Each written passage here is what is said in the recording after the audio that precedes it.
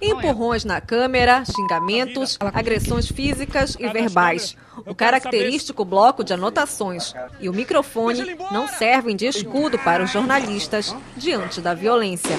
No dia a dia, os profissionais da imprensa acabam sendo vítimas em potencial dos criminosos. Esta semana, a equipe da repórter Priscila Amaral passou por uma situação desse tipo.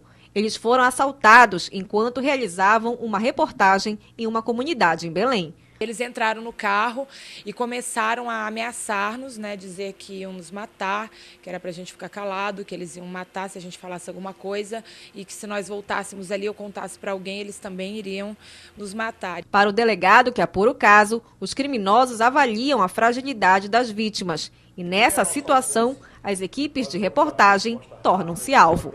Geralmente porque possuem equipamentos de valor. Eles são oportunistas, eles vão roubar onde eles acham mais fácil. Só que dessa vez eles se deram mal, não contavam aí com as investigações da Polícia Civil. Logo em seguida foram identificados e nós conseguimos dar uma resposta rápida, tirando de circulação.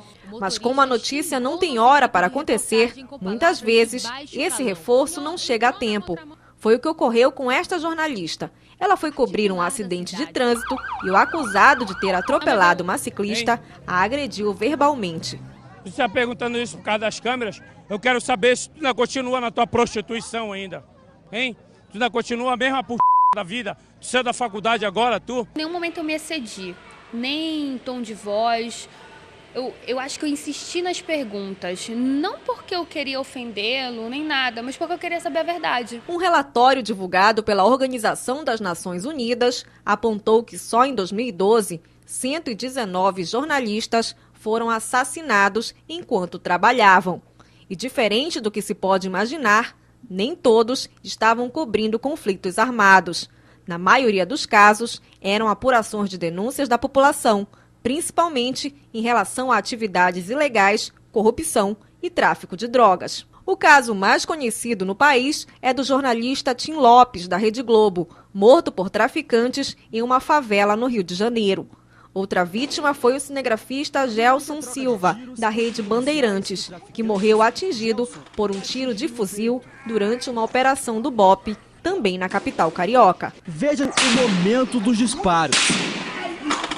E agora, a imagem de Gelson já caído. Segura, Gelson! Segura, Gelson! Outro caso que ganhou repercussão é o da repórter Márcia Pache, da TV Centro-Oeste, no Mato Grosso. Ela foi agredida quando tentou fazer uma pergunta ao vereador Lorivaldo de Moraes. Vereador, o senhor fala com a gente? Fala com a gente.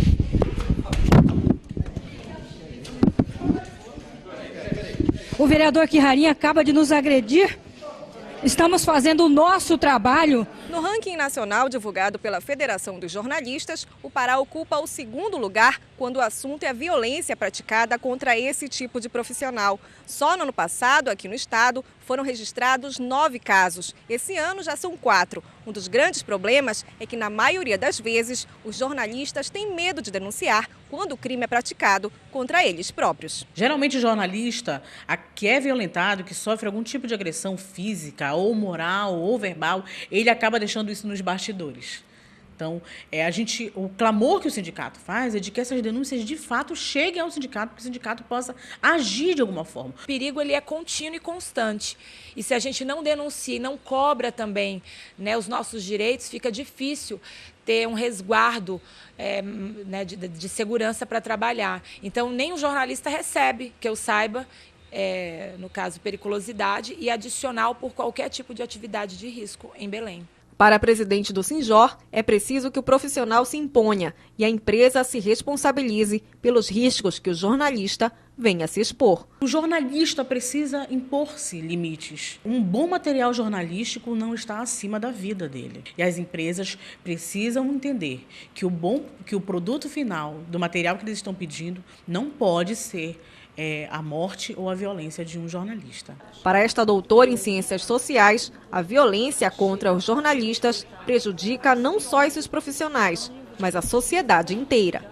O jornalista deixa de fazer a cobertura dos fatos, a sociedade deixa de saber o que está acontecendo, né? E o jornalista não pode mais, porque fatalmente esse profissional ele vai ter cuidado, ele não vai querer mais fazer cobertura nessa área em que ele sofreu uma violência.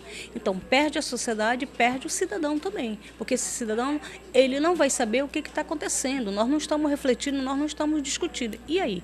O que é esse problema social violência que está coibindo o direito de ir e vir do cidadão e dos profissionais?